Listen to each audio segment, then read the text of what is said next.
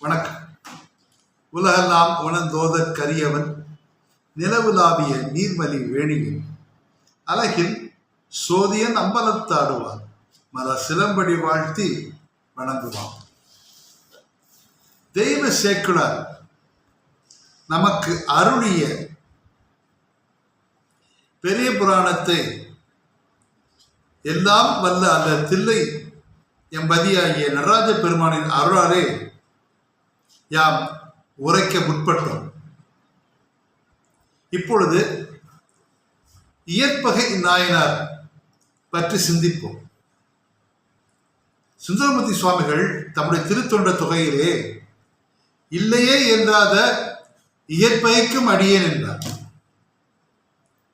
யார் வந்து என்ன கேட்டாலும் இல்லை என்று சொல்லாதவர் இயற்பகை நாயனார். காரணம், யார் எனது என்னுடையது என்று அவர் எதையுமே எண்ணவில்லை. தன்னிடம் இருக்கும் எல்லாம் சிவனாருக்கே, சிவனடியாருக்கே உரியவை என்று எண்ணுபவர். இது எனக்கு சொந்தம், இது எனக்கு சொந்தம் என்று நாம் எண்ணிக்கொண்டிருக்கிறோம் அல்லவா? உண்மை அதுவல்ல, இதன் இயல்பு. அதல்ல, எல்லாமே சிவனாருக்கு சொந்தம் என்பதுதான் இயற்பகை. காவேரி நதி கங்கைக்கு இணையாக புனிதமான நதி. அந்த காவேரி நதி ஓரத்திலே காவேரி பூம்பட்டினம்.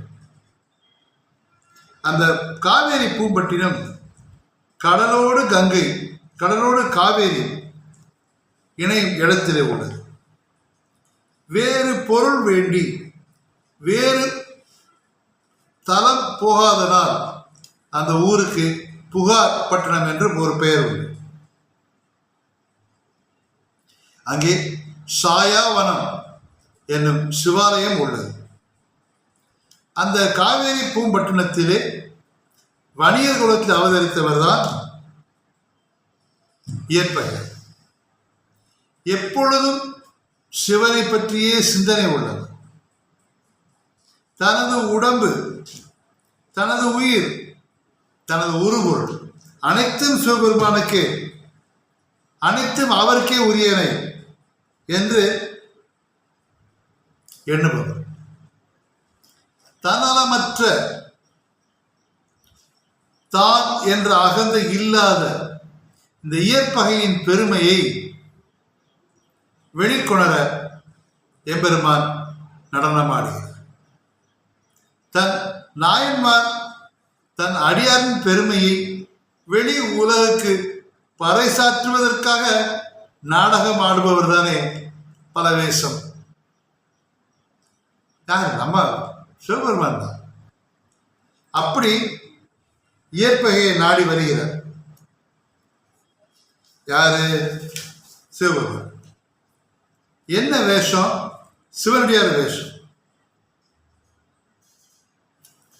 காவலர் சொல்லுகிறார், ஐயா, நம்முடைய வாயிலே திருத்தொண்டர் ஒருவர் எழுந்தருளி இருக்கிறார்.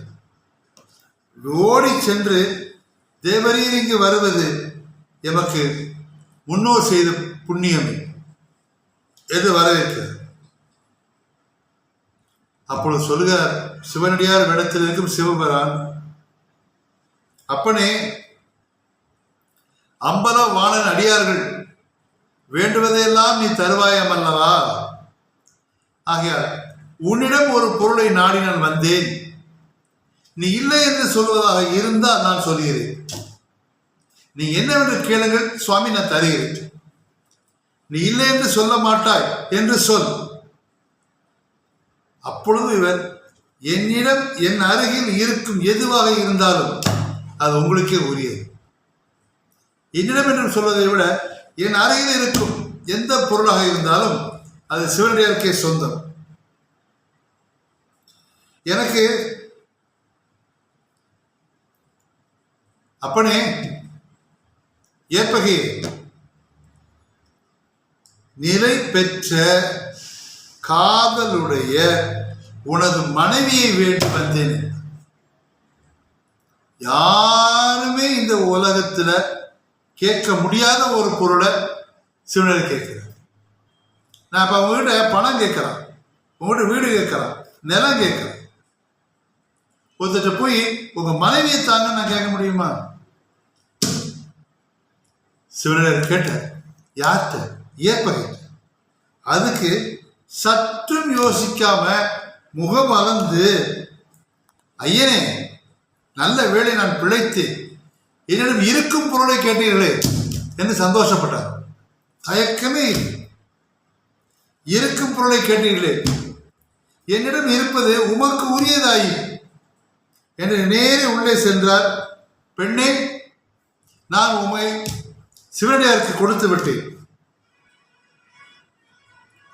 உடனே அந்த அம்மா அதுக்கு மேல் நான் சில யோசிப்பேன், நம்ம இயற்பகை நாயனாருக்கும் இளையுடைய நாயனாருக்கும் உள்ள பெருமையை விட அவரது மனைவிமாருக்கு தான் அதிக சிவன் சிந்தனை என்று கூட எனக்கு ஒரு எண்ணம் தோன்றும்.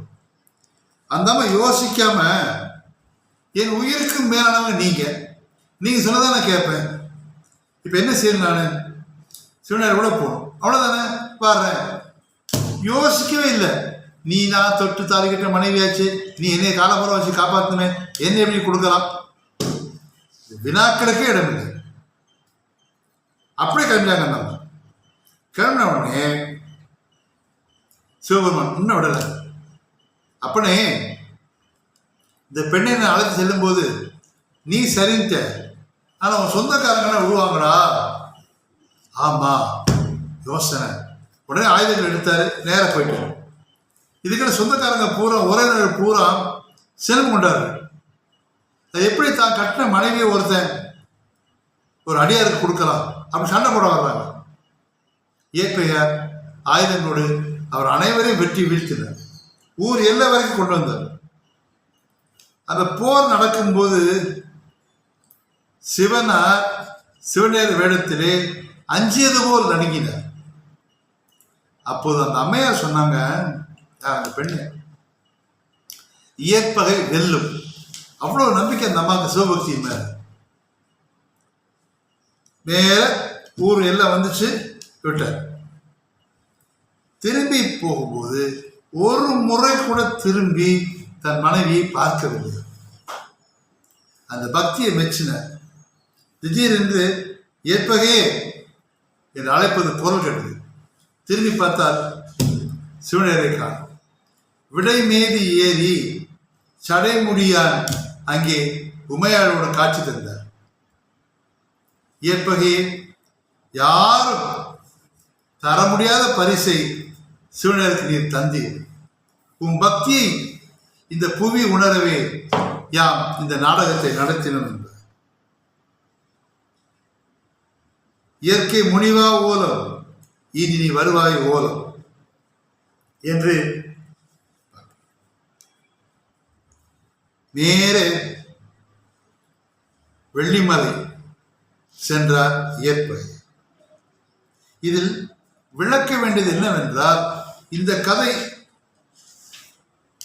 ஏன் சேக்கிழார் சொன்னார் என்றால், இந்த உலகில் எதுவுமே நிலை இல்லாதது, இறைவன் ஒருவன் தான் நிலையானது.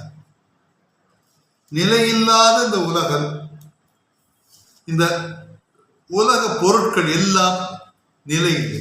அப்பொழுது உறவுகள் உனக்கு எப்படி நிலையாகும்? எந்த உறவும் நமக்கு உறவல்ல, இறை உறவே நமக்கு உறவு.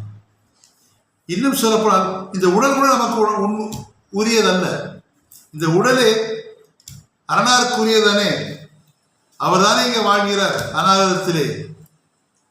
இந்த தவம் செய்யும் முனிவர்கள் ஏன் ஆலயம் செல்வதில்லை தெரியுமா? ஒரு மரத்தடியிலோ மலை அடியிலோ அவர் தவம் செய்ய காரணம், 6 ஆதாரங்களிலே ஆண்மை அநாகதம் போன்ற நிலைகளில் அவர்கள் உணர்வை உயர்த்தினால் இங்கேயே அவர்கள் இறைவனை உணர்கிறார். அந்த நிலைதான் இயற்பகையா இருக்கும். அரணாருக்கும் அரணார் அடியாருக்கும் அனைத்து உரியவை. அந்த மரியாதை, ஒரு பொருளின் மதிப்பை உலகில் வைத்து நாம் எடை போடக்கூடாது. அதனால முதல்ல சொன்னார், ஓடும் செம்பொன்னும் ஒக்க நோக்குவார். எல்லாமே இறைவனுக்கு சொந்தம். மை திகழ் கண்டன் எல்லோன் மறைவன் மகிழ்ந்து நோக்கி என்று சிந்தி இயற்பகையாரை போல் நாம் சிந்திக்க துவங்கினால் நமக்கு சிவனடி நிச்சயம். நன்றி, வணக்கம்.